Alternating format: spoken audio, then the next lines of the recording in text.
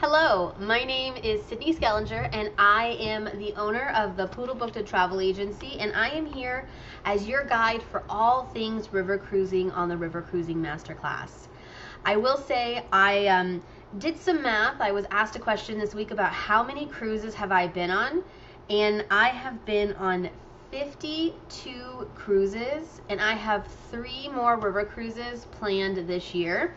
So by the time we hit New Year's, I will have 55 cruises under my belt, and I cannot believe it, to be truthfully honest.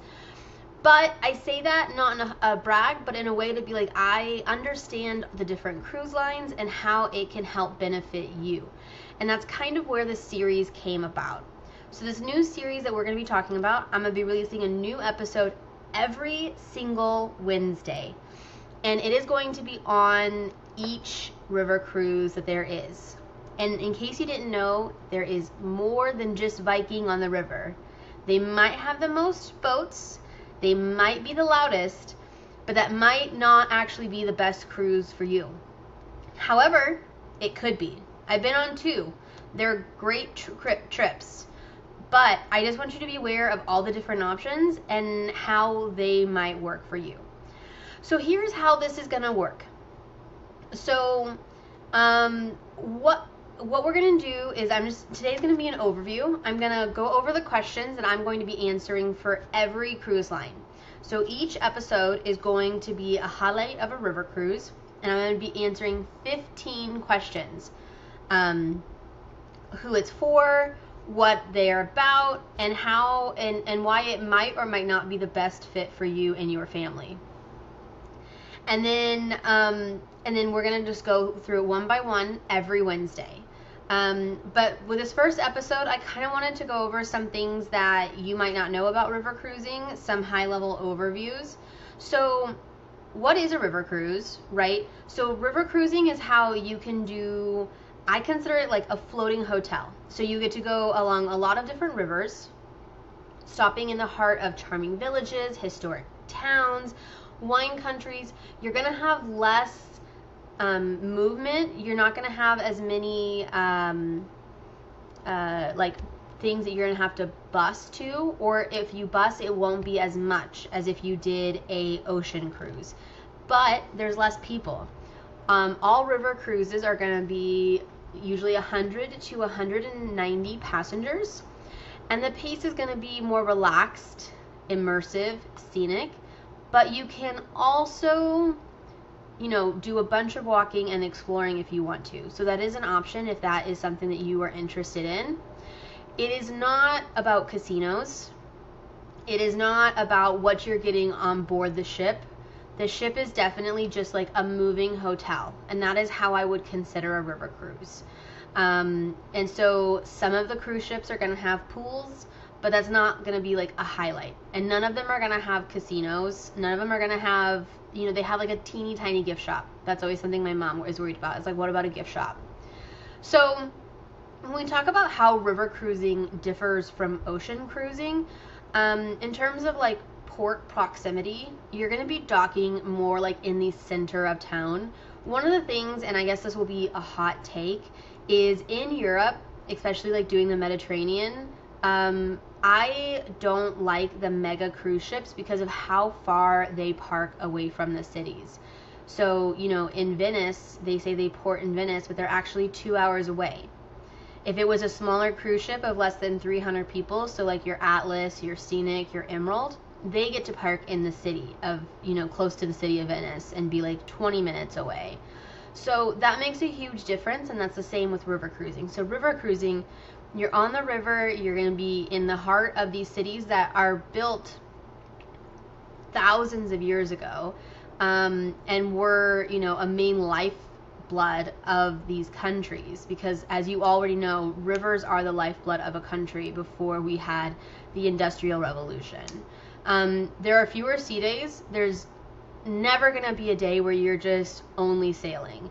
In the Rhine River, you have the Rhine Gorge, which is going to be a half-day adventure. But even then, you are just slowly moving down the river, and you will stop in the afternoon. I think there might be actually one that does a full day of sailing, and that's when you're going through the Iron Curtain, into Romania and that area, if you're going to do that part of the Danube River, which is on my bucket list. It is on my list. I'm thinking next year, but we'll see what happens there. Now, the size and the feel. If you are going from your mainstream cruise lines, so your Princess, your Celebrity, and you're going to a river cruise, it is going to be a huge difference. You're not going to have the same entertainment on board. Usually at night, if they have anything, they're going to have like a classical pianist or something that historic to the area. Like in Hungary and Budapest, they usually have like some dancers come in and talk like the Hungarian folk dancing, things of that nature. So it's not going to be the exact same feel as you have on an ocean cruise where they have a comedian, they have the huge dance troupe. They're not going to have that, but it is more personal, it is fewer crowds, and higher service.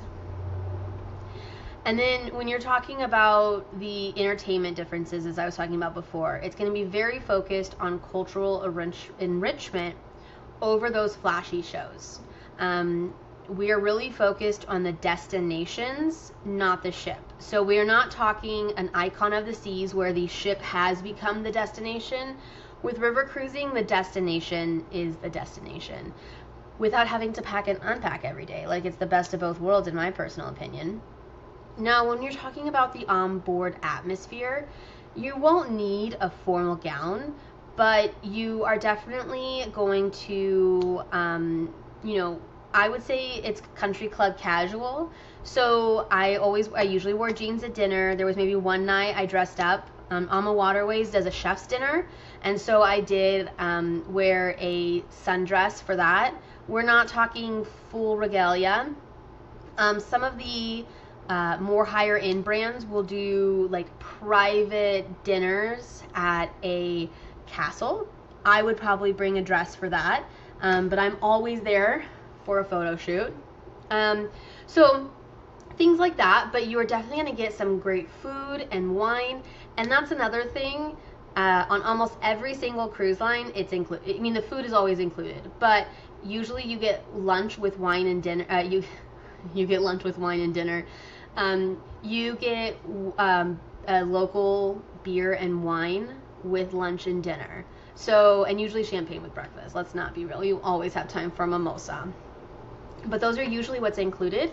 I will say, as we get in depth into what everyone is talking and into all of it, we will go through it for each cruise line so that you know what you're kind of getting yourself into. Now, I do love ocean cruising, and I will always go on them. I will say that as I've gotten older, I have focused more on your premium to small cruise ships.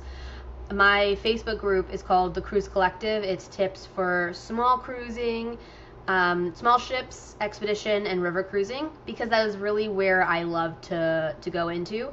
I love it because with cruise ships that are under 1,000 people, which is kind of like where I hit the max at, you get to go to more intimate ports, detailed kind of excursions, and just it's a whole different feel than your mega lines. But I'm no longer going on a cruise ship for the ship itself. Unless I'm going on Virgin Voyages for a little weekend or getaway.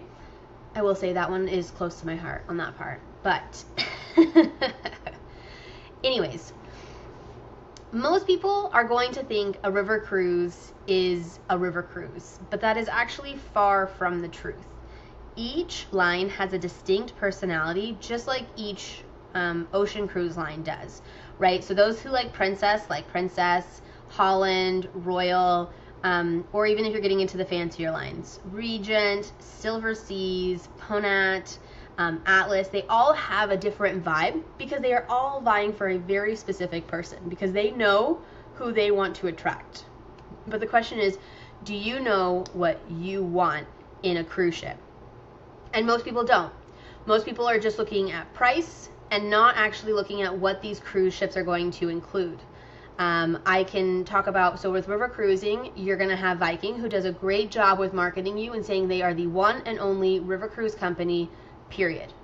But do you know that Avalon provides you with a couple of options for to look at excursions. And the way that their French balcony sets, the bed actually faces the balcony, so you can actually see the water as you're sailing by. AMA Waterways includes all excursions, so you get like 2 or 3 options a day, and you get to pick what you want. You can pick multiple options, and so there are a lot of things that make these different lines unique. And that's not just with inclusions. You're also going to talk about how many people are on board, who they specialize on, and which ones actually are kid-friendly, which ones are adult-only, which ones are going to cater towards a certain person. You are also going to have traditional, ultra-modern, true luxury, those that are an active adventure. Some include everything, and others will surprise you with a bill at the end.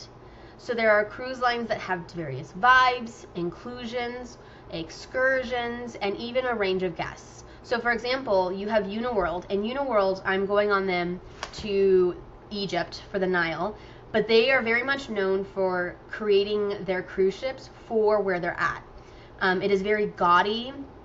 It is like, so when you go to their one on the Seine River, it is literally like the Palace of Versailles threw up on this ship. It has all the chandeliers, it's got the velvet, it has all of this stuff. And it is amazing for a person who absolutely loves that. But if you are someone who prefers sleek, Scandinavian, very modern lines, you're gonna hate it. But how would you know if you didn't have someone guiding you along the way to kind of tell you what the difference between these brands are? It's kind of like choosing a hotel brand. There is a huge difference between Four Seasons, the Ritz-Carlton, a boutique property, a resort chain, and this is exactly why I'm going to be breaking all of this down in this new series that we're releasing. So today's Monday, and every Wednesday from here for literally 15 weeks. And I keep finding new cruise lines to do it. So we might be at 17 by the time this is done, I'm not gonna lie, of different cruise lines. And I am really only focusing on European waterways. That is how many cruise lines you don't know about that are here. And it baffles my mind sometimes. There are 3 new cruise lines coming out next year alone. And that's with brands you know. Anyways, I get excited. I'm sorry. So the reason why I'm doing this series is because I have sailed many of these cruise lines myself. I've booked dozens of clients on different river cruise companies. I love river cruising. I think it's an amazing way to travel. It's honestly, it works beautifully. I am not someone who likes to pack and repack every day. I also overpack, but that's a different story. But what works beautifully for one traveler is not always right for another. And so I kind of want to make sure that I'm not just repeating a cruise line sales pitch, because I do have the business development managers for some of these cruise lines come on and we talk about, you know, the new ships that they have coming out, like a new itinerary, some really fun ones. I just had Emerald, not their river cruise, but their yachts come in and talk about their product. First of all, I'm in love with Emerald yachts. But it's a different feel if I'm just telling you the straight facts from what I see, what I feel, and what I see when I research it online.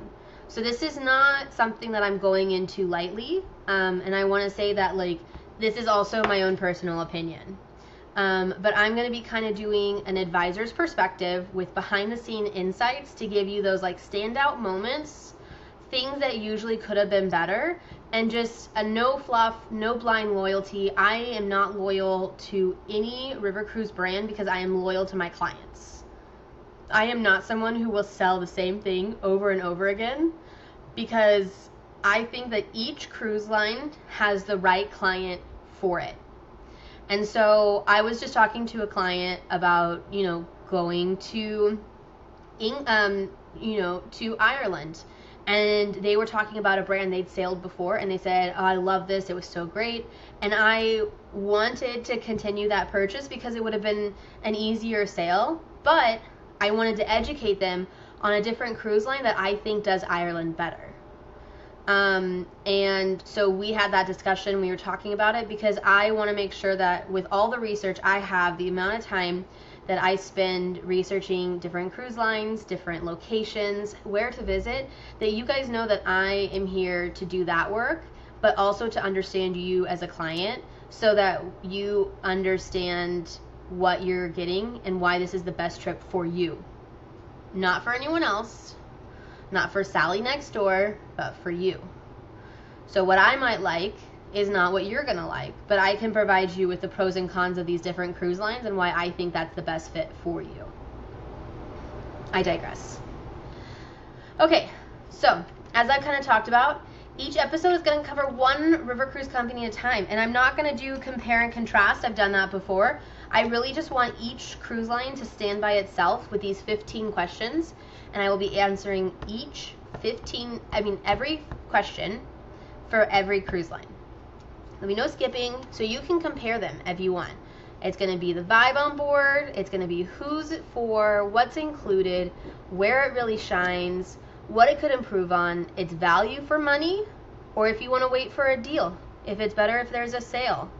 And the goal is to basically match each listener to the cruise line for their travel style. And then you can honestly, I hope you don't do this by yourself, but by the end you might be able to have enough information to book it yourself, but I'm always here for consults as well if you ever have it. So here are the questions that we are going to be going over.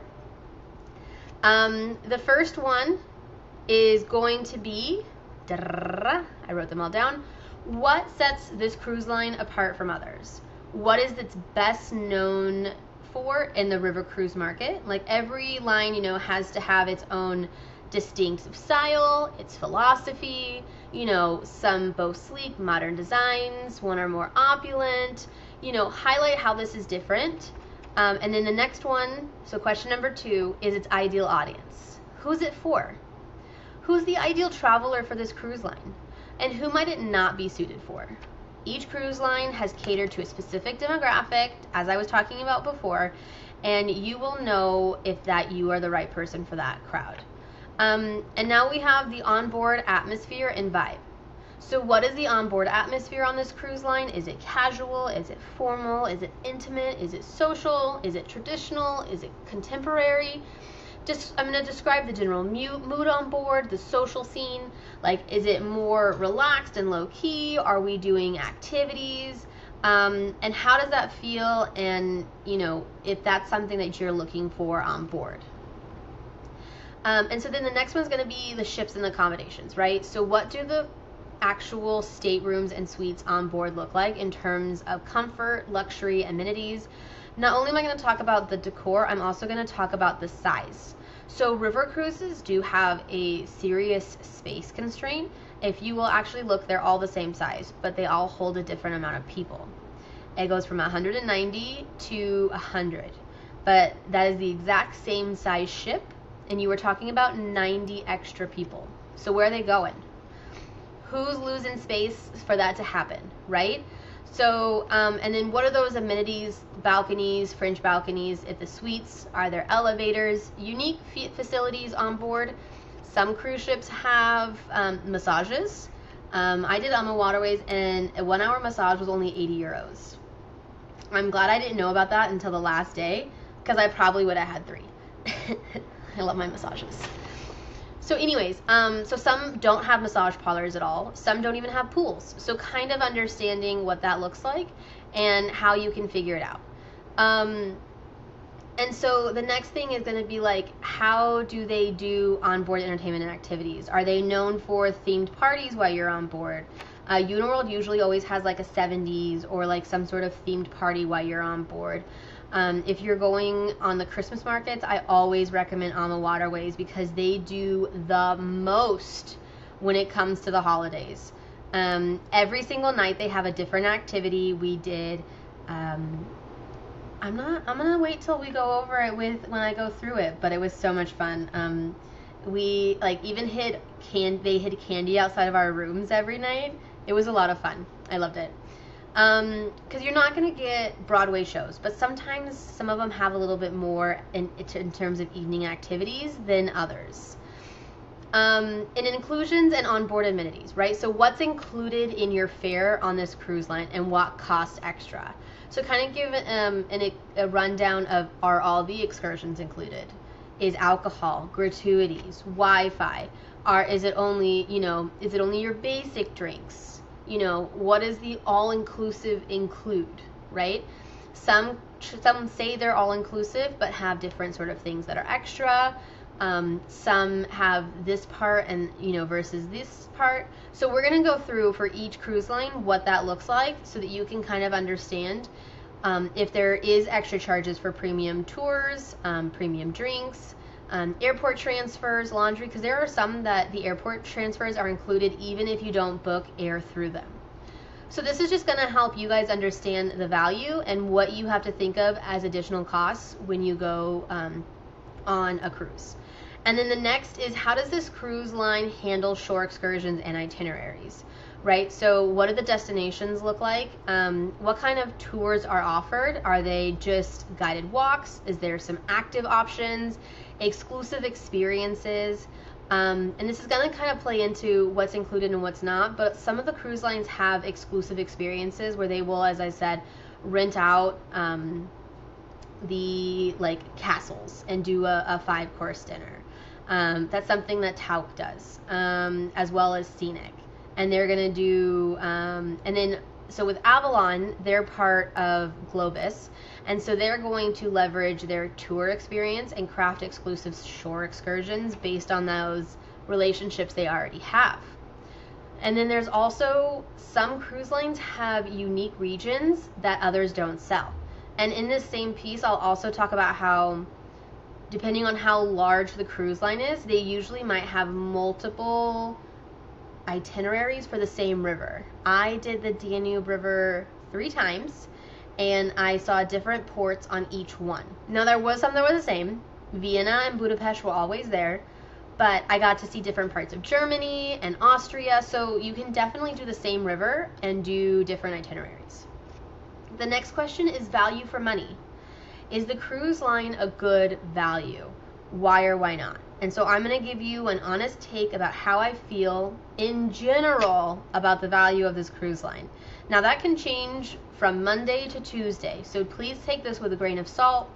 But based on what I see, here's what I was going to talk about. I will also, in this one, talk about what promos you see online and how they really connect to the true value of a cruise. There are a lot that are like buy one, get one free all the time, but if it's the promotion all the time, is it really a good deal? Or how does it just convince you that you're getting a better deal than you are? It might still be an amazing cruise line, but just something to think about when you're doing that piece of it. And then I'm going to do some trip highlights. So what is my personal highlight or favorite aspect from this cruise line? And if I don't have any, it might be something that I have from another travel advisor, because we are always talking, and I definitely someone who used my resources, or a past guest. And so I will definitely be looking for those personal favorites of things that have happened with that cruise line. And then drawbacks or areas for improvement. Where could this cruise line improve? What should you be aware of? Any downsides? No cruise line is perfect. And no cruise line is going to fit someone 100%. Right? So just providing that fair critique, as I talked about, if they do, buy one, get one free all the time, is it just, pricing to confuse people? So just to kind of highlight those sort of things. And then expectations versus reality. Does the cruise line live up to the hype and its marketing promise? So this is going to be kind of like a myth versus truth, because you have tons of travel marketing as, this is what this is going to look like. But I just want to focus on being as realistic as I can and making sure that you go into a trip with eyes wide open. And then I am going to do a behind the scenes. So if there are any behind the scenes factors of this company that might, influence it. So for example, you have a family run line like Uniworld with how it does its personal touches and how it relates to The Tolman family's art collection and how each one is decorated, basically similar to their hotels that they own. It could be, so for example, the owner of Alma Waterways is actually the godfather of all river cruising. And then I'm also going to do, for this last part, is recent updates and what's new. So what are the latest updates, news regarding this cruise line? Kind of like a catch-up of the high-level news and what you might not have heard about if you don't spend all your time researching river cruise companies like I do.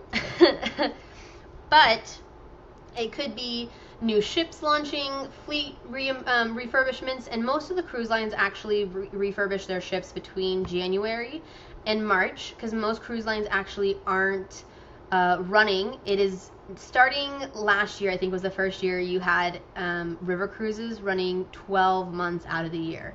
So it is still something new, and it's still not very popular. And if you were looking for an amazing deal for river cruising, I do recommend that January to March timeframe. But, so basically those are kind of the things that I'm going to be talking about. So we are going to explore everything from household names like Viking, Alma Waterways, to more boutique experiences like Uniworld, Riverside, Tauck, and some that you might not have heard about because they're coming out next year. Lindblad, you have Celebrity, you have Trafalgar is coming out with some new lines, and you might have also never heard of ones like Avalon, Amadeus, American Cruise Lines. So we're going to go through the full gambit of river cruise companies that you might not have known about that is the perfect cruise for you. So please follow along each week as we dive into each cruise line.